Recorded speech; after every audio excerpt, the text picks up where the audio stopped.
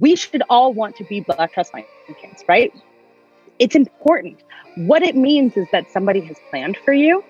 It's not this idea that we have in our head about trust fund babies, right? The thing that the media has presented is like these spoiled brats driving these like incredibly insane cars and like living in mansions and they've got billions of dollars. And we immediately say, that's not us. I don't have that much money. That like trust fund's not for me. That is false. That is a media portrayal that says to us about, you know, why we shouldn't believe that that's what we want or need or deserve. But everybody should be a trust fund kid.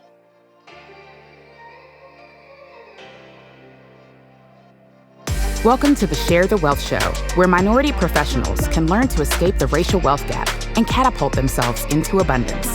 Your host, Nicole Pendergrass, grew her net worth from being negative to multiple six figures. Join her on her investigative mission to expose secret strategies of the wealthy so we can all have the tools needed to build the life and legacy we were created to possess. Now it's time for the show.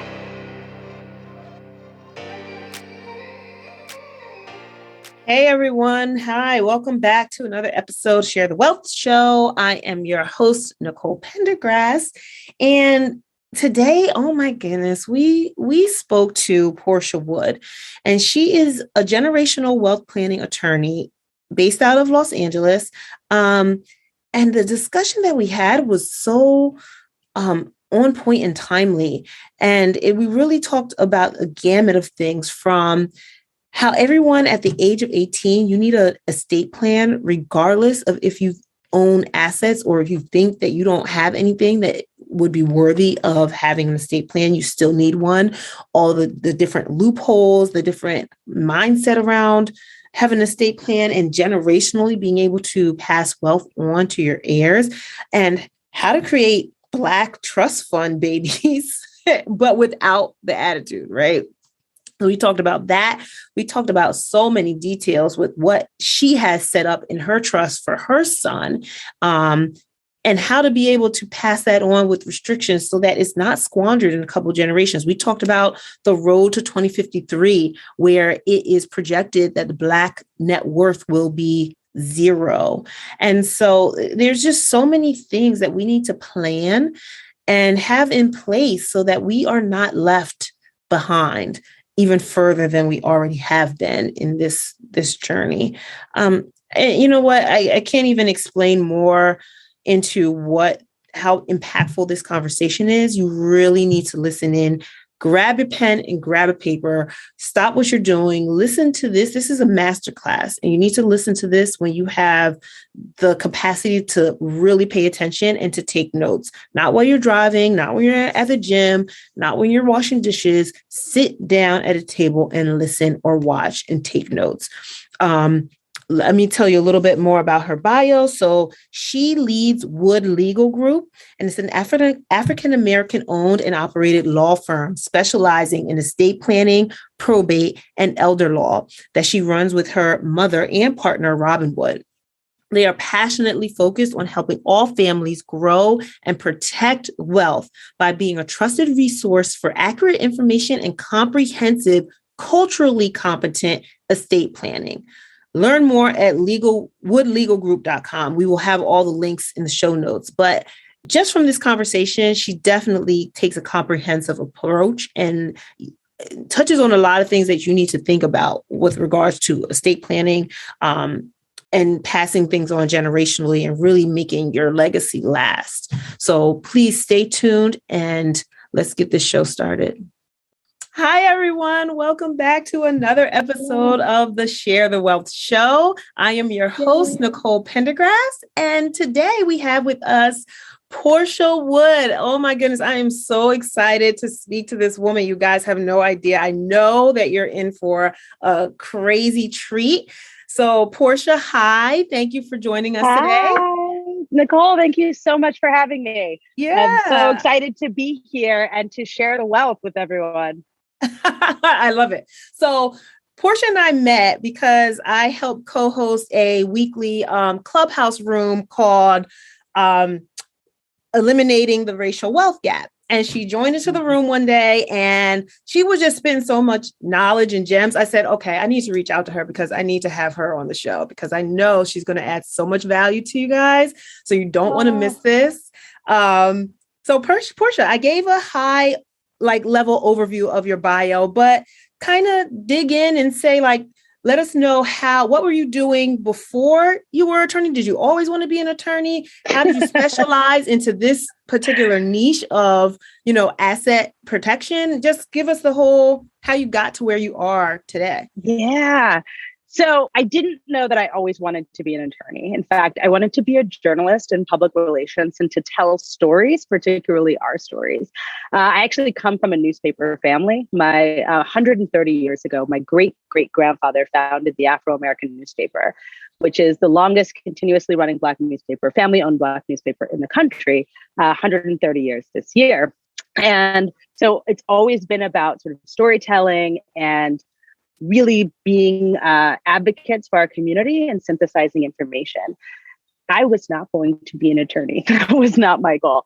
But I was in college and I was rear-ended by a drunk driver. And I found myself needing an attorney and also needing an internship because I could not go to New York for the internship that I was set up for in public relations. I worked for my cousin's law firm in Baltimore City, and they were in the midst of a police brutality case.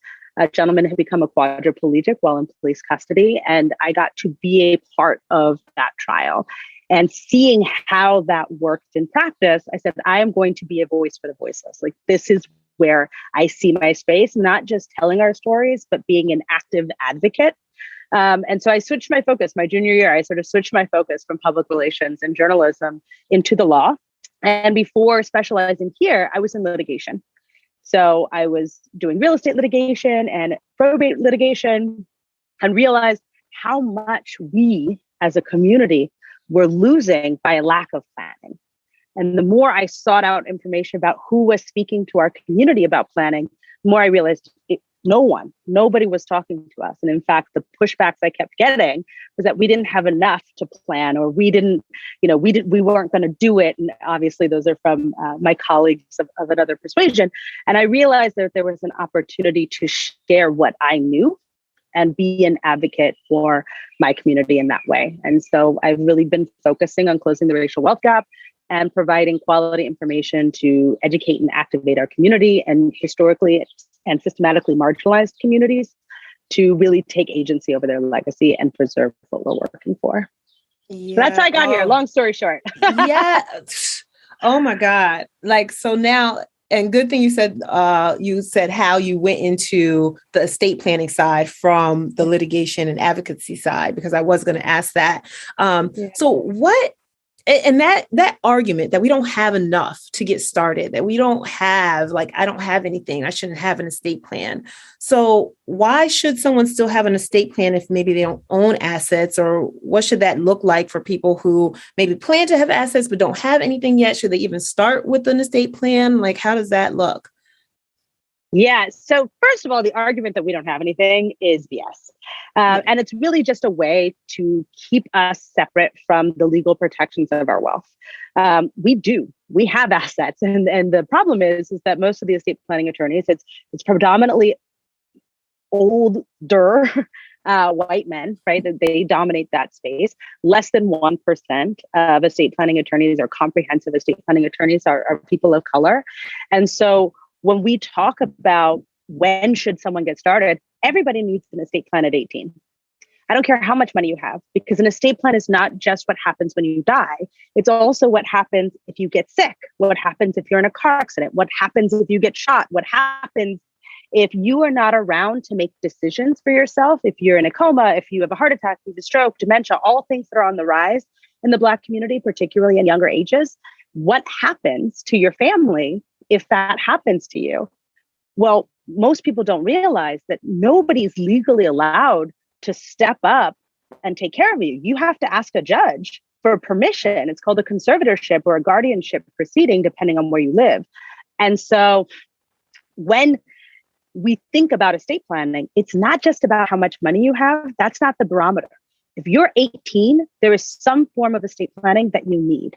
It's just not going to be the same one that I need or that you need or that the person down the street needs. Everybody's estate plan is customized to their situation. But if you're over the age of 18, you have to have at least the minimum. Okay. So imagine that I'm 18. I know I look at for people who are not watching video. So if I'm 18, then what is the minimum that I should have to get started? Yeah. So it's really going to be three main things, right? The first is going to be your property power of attorney. And this might be called something different in your state or jurisdiction. But in essence, what it is legally authorizing someone to step up and handle your financial and property affairs if something happens to you. Nobody can legally sign your name. So if you're in a coma, who accesses your bank accounts?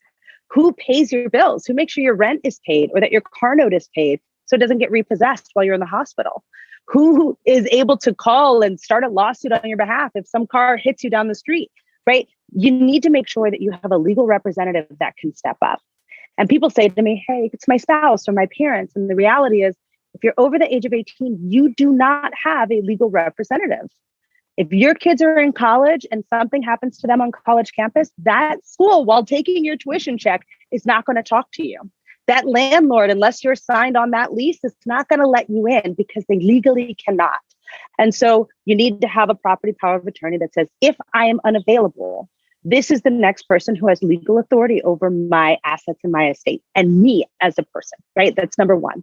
Number two is going to be your healthcare documents. Who makes your medical decisions?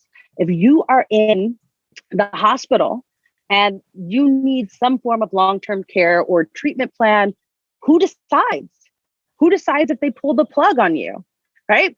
Again, people go, oh, my spouse will do it or my parents will do it. But the reality is neither one of them actually has the authority over the other. Nobody trumps. And if we remember, there was a case in this Terry Schiavo case. I don't know if you look young, so I don't know how old. Oh, yeah, I'm 18. Remember, I'm 18. Girl, I don't know if you actually remember, but there was a case. It was the Terry Schiavo case, and she, had a brain injury. She ended up in a vegetative state. She had recently been married about 2 years, right? And her spouse was like, we talked about it. She wouldn't want to live this way. We should pull the plug. And her parents were like, we think you put her in this state, right? Boom. No judgment. I don't know. Right. But her parents were like, we think you put her in this state. So we're going to give our daughter an opportunity to fight. Who wins? How do you pull the plug? If the person themselves didn't say what they wanted, who wins? And what happened is nobody won. Right. They fought for 15 years. It went all the way up to the Supreme Court. It became this right to life case. It got kicked back. The court did not decide on giving one person the authority over the other because they said not everybody has a good spouse. Not everybody has parents. Not everybody's married. We can't set a blind rule. If you're over the age of 18, you need to decide who makes your medical care, your medical decisions. And if you don't, then a judge needs to sit down and look at the characters in front of them and make a decision from that point. But we're not going to set a bright line rule that says automatically you get to be that because everybody's situation is different. And so what we know from that case and what we know from other cases is that if you're over the age of 18, you need to make those decisions. Otherwise, it goes to a judge. Nobody has an automatic right to do that.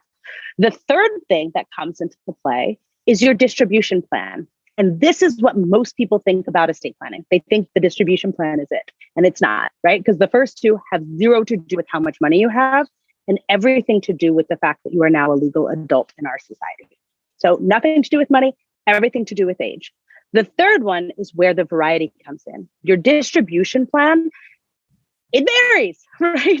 Because if you've got 10 cents in the bank, your distribution plan is probably going to be really simple, right? It might be a simple will that says everything I own goes to these people, whatever it is, the clothes in my closet, my car, if I have one, right? That's it. Or if you've got minor kids, your distribution plan may be more complicated. It's likely going to include a trust that says, how do I protect these assets for my minor children if something happens to me? If you own real estate, in most states, you need a trust to avoid the probate process. Probate is a 100% avoidable process if you have the right estate plan for your asset levels. And so if you own real estate, you're likely going to want to have a trust-based structure. Now, there are differences in that, but as an overarching rule, it's pretty good basis, right?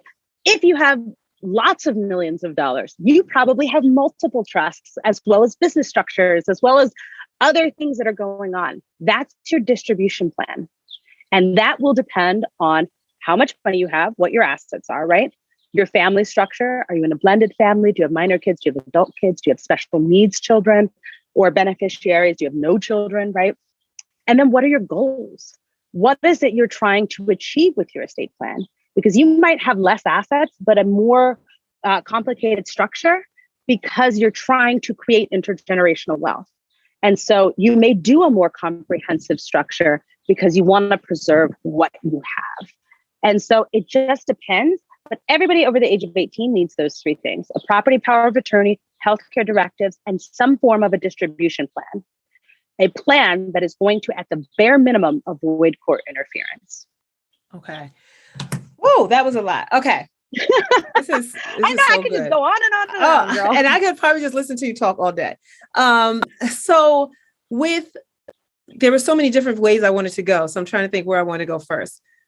I guess you were mentioning having for children being able to distribute to the children, or setting up the proper like wealth building structures for your kids. So how does that look, especially with distribution? Because I'm trying to have trust fund babies, but I don't want them to have a trust fund attitude. So how do I do that? So I don't know if you know about my passion project, but I have a club on Clubhouse as well as a TikTok channel that is the Black Trust Fund Kids. And so it's really normalizing intergenerational wealth transfer in Black and Brown communities because we should all want to be Black Trust Fund Kids, right? It's important. What it means is that somebody has planned for you.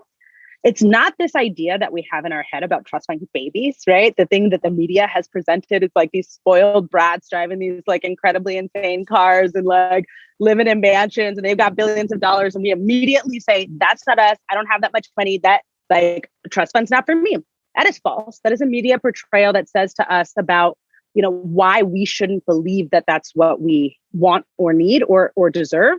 But everybody should be a trust fund kid. Because what it means is that somebody planned for you, right? Planned for how wealth is going to be protected and preserved for you. It means that they have planned to keep you out of a court battle, right? They've decided that when they die, you're not going to have to go through probate court to get those assets transferred to you. They've decided we're going to minimize taxes, right? On whatever these transfers are. None of those things have anything to do with being a spoiled brat. Now, inside of your trust, you can say all kinds of things. You can have it so that the assets are distributed outright, which, is not necessarily recommended because typically assets are squandered after receipt in our community, about 3 to 5 years after receipt. And so that's not helpful for building generational wealth, right? You could stagger the distributions at certain ages, but you'll lose some of the benefits of creditor protection, of divorce protection, and also control over those assets. So maybe not that will work for you. Depends on your circumstances. My personal favorite is a multi-generational trust structure or a legacy trust, where my trust creates a sub-trust for my son, who's 4, right? And from that perspective, I get to say who manages it until he reaches a certain age. And in my trust at this point, it's 35. I need him to get to 35. I need him to get over the fact that I'm no longer here. I need him to have enough maturity to be able to appropriately manage it. I need him to have learned some things, right? Had some life experiences, paid some bills on his own before he starts managing what I've got going. But I also put in some other restrictions, like he has to successfully complete a financial literacy course. I don't know what the financial markets are going to look like by the time he's 35. He's 4, right? Bitcoin is at $40,000 a coin. 12 years ago, nobody knew what Bitcoin was. So like, I have zero idea what the financial markets would look like. And I don't have to know because I'll be dead. But he has to know because he'll be the one managing it. And how do I ensure that he will know? I make it a requirement. And I say, hey, you have to take a course that's going to teach you about how the markets are working today so that you understand, and not just take it, successfully complete it. That is a term, that is a condition of my trust, but so that you can understand how to manage what I've left you, right? Because not just what to do with it, but how to deal with it and how to continue to build it. I've also put restrictions on sale. Can't sell my real estate unless it's for another piece of real estate with a higher return on investment. You've got to do that calculation. And because for me, I believe that real estate is an important part of an investment portfolio. We are not making any more dirt. It is constantly increasing in value, and people always need a place to live. It's also an asset that you can continue to leverage over and over and over again. One piece of property can create generational wealth in one family, generation after generation after generation, if it's properly protected and leveraged. So he can't sell it, but I gave him a formula. I say, but you can take money out of it. You can refinance it up to 75% of the fair rental value. So if you can get $2,000 a month on that property, your mortgage cannot be more than 75% of that on a monthly basis. That's how you take out money every 15 years to be able to fund businesses, education, other real estate without putting the property underwater.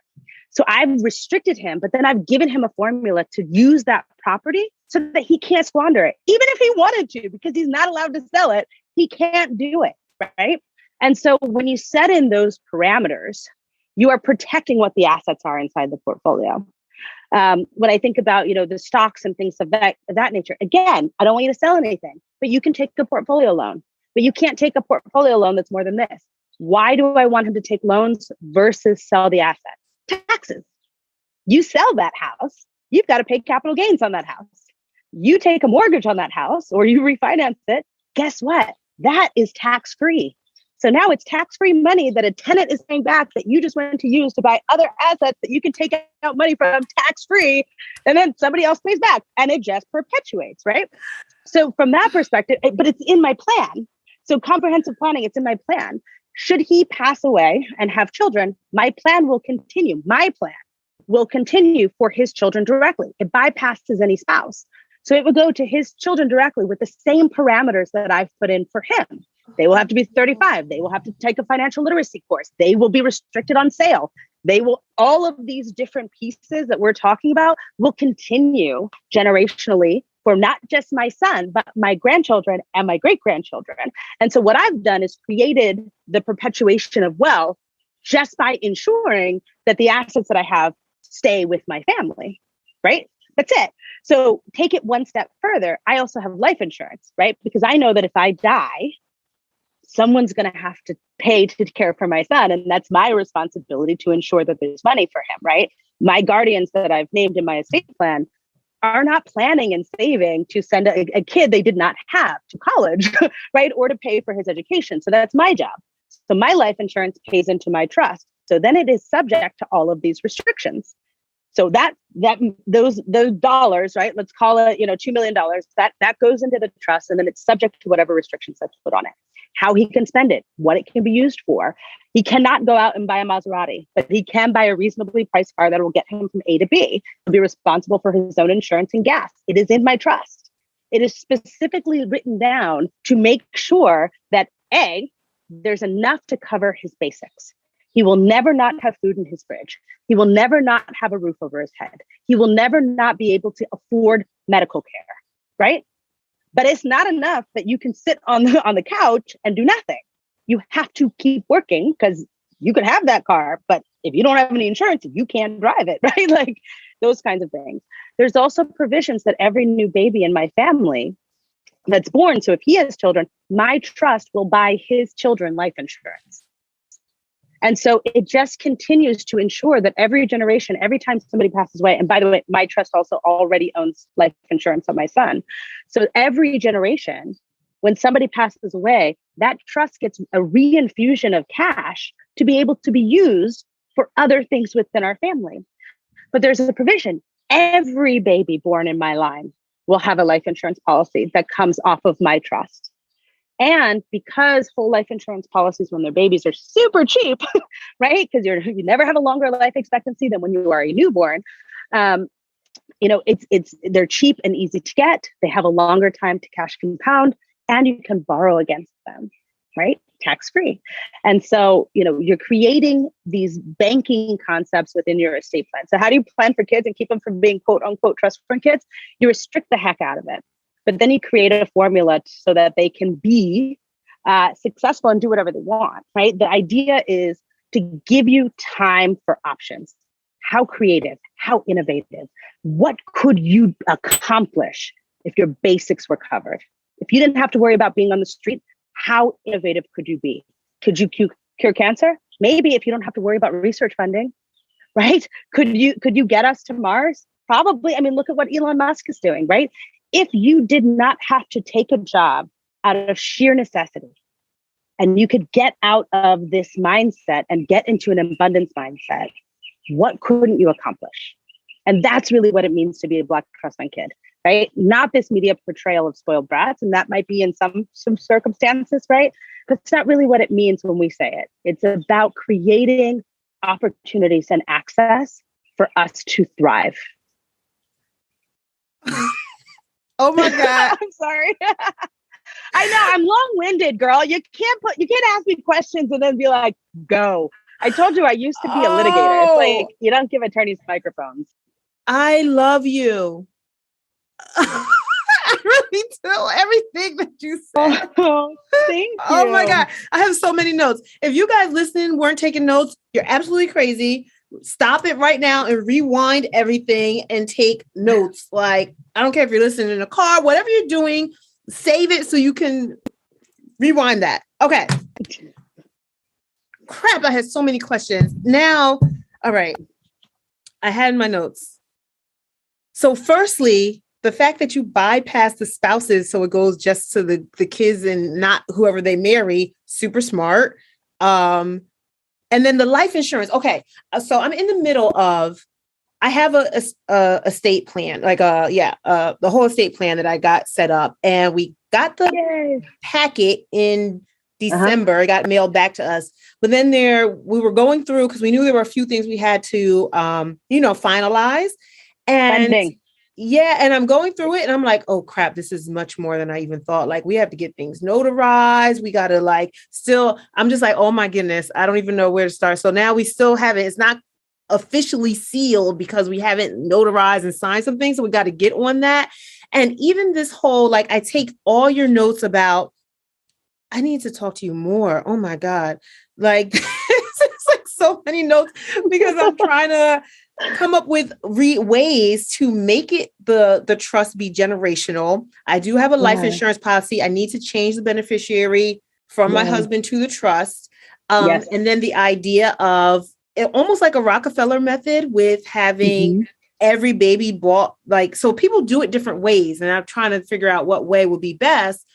Not necessarily best, but, that would kind of help it still go on generationally after I'm gone, and having the life insurance money go towards helping to purchase the new life insurance policies for the new babies that are born. So kind of so let's say I have get life insurance for my two kids. I have a 2-year-old and 4-year-old. I get them life insurance policies. Their life insurance policies, the beneficiary would then be the trust. Your trust would own it. So your trust would own it, and your trust would be the beneficiary of it. They would be the insured. Okay. So they're the insurable person, but your trust owns it, and then your trust is the beneficiary. So if the trust owns it, then how am I taking a loan from it? Because you would be trustee of your trust. Okay. So you get to make those investment decisions about where and how you want to move money. You really can't take a loan from a life insurance policy in the first 10 years, right? Because there's just not enough cash value. I mean, it depends if you're overfunding, maybe, right? But there's just not enough accrued cash value for that to be substantial enough. So again, it's a time element, right? Yeah. We are fortunate enough to live in a stable economy, arguably stable economy, right? Yeah. And so what we know about money is that when you have a stable economy, all you need is time and protection, and money is guaranteed to grow. So the protection element, or the protection vehicle, is sort of the quote unquote almost guaranteed dividends that come off of life insurance, right? For the last 100+ years, they haven't skipped a year. So you can almost rely on that, right? Historical data does not say anything about going forward. But if you look at the historical data, you can sort of rely that there may be these dividend outputs in addition to what you put in. It's going to take time before that grows. because the first few years, it's mostly administrative costs. So there's not as much going into the cash value of your policy. So you're not really going to take a loan right away.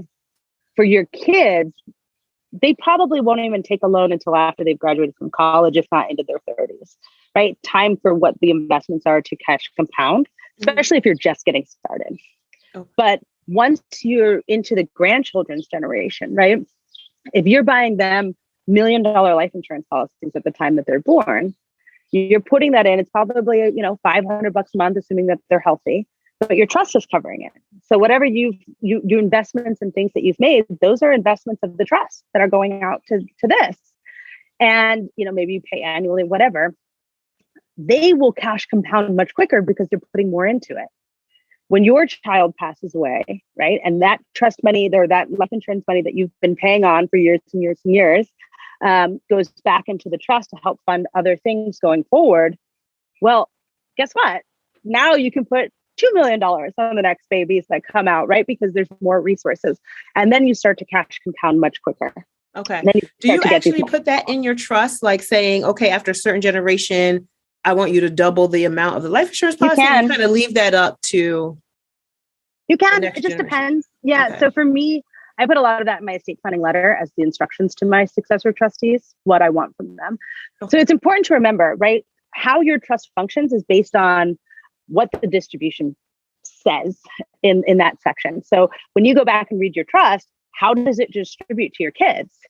And that's really they're going to tell you whether or not you have a legacy trust or a staggered distribution or probate avoidance or some combination thereof, because you can't do this strategy really with a staggered distribution or a probate avoidance because your trust ceases to exist at some point, right? Yeah. You have to have a trust that's going to continue generationally for this to even work as a strategy. So you said something about you have it set up so that your son, when you pass, the trust creates a sub-trust. So What is that? How does that work? So it basically becomes an irrevocable trust for the benefit of my son. He then, it's the Portia Wood family trust for the benefit of Emerson James Wood, right? Okay. So it's still mine, which is the beautiful part about it. Because it's still mine, I get to control what happens with my assets. Because let's remember, nobody is entitled to what you've worked for. Nobody, not your kids, by virtue of accidental birth, right? Like the fact that I'm accidentally your parent or you chose me, whatever, however you want to go about it. Because I want to give you a leg up, then that means I can give it to you with restrictions. So if I keep it inside of a trust for your benefit, that is an irrevocable trust. You can't change it. You're stuck with my terms and conditions, right? Then I can say things like, you can't sell my real estate. That's how I'm giving it to you. I'm giving you real estate for you to use, but you can't sell it. If you don't want it, disclaim it, and it'll sit in my trust until you have kids. The kids and then the grandkids will get that next. Yeah. Right. And if you disclaim it, my successor trustee, those resources will just go back to the trust. Okay. That's fine. But the point is, right, that you can set it up in such a way that there's some flexibility, right? My son will eventually be his own trustee at 35, assuming he meets my conditions. So he'll make the investment decisions for the assets that I left behind, subject to my restrictions, even though I'm if he doesn't meet my conditions for how I've set it up for him to take over, the other people that I've picked will always manage his trust, and he will never manage the assets I've left behind. So it's either you do it or you don't, right? So he'll still be the beneficiary of some of the assets so that he's not struggling, but he just won't have control to manage it because he didn't pass certain things. He doesn't pass the requirements that I set out, then he will not have the ability to manage it. And again, it's about intergenerational wealth protection, right? Like my goal is to make sure that everybody who comes down the line from me is taken care of. Okay, guys, don't kill me, but I'm going to have to cut this episode short. This is too juicy, and we need to do this in a part 2. So stay tuned for the next episode that airs, and you can hear the rest of our conversation. Did you love this episode of Share the Wealth Show? Be sure to connect with Nicole by following her on LinkedIn, Instagram, or Facebook. If you picked up any of the gems that were dropped by today's guest, Make sure you not only put them in your bag, but if you know of someone who would benefit from this information, don't keep it to yourself. Share the wealth and make sure to leave us a rating and review. We'll see you for next week's episode. Subscribe so you'll be notified.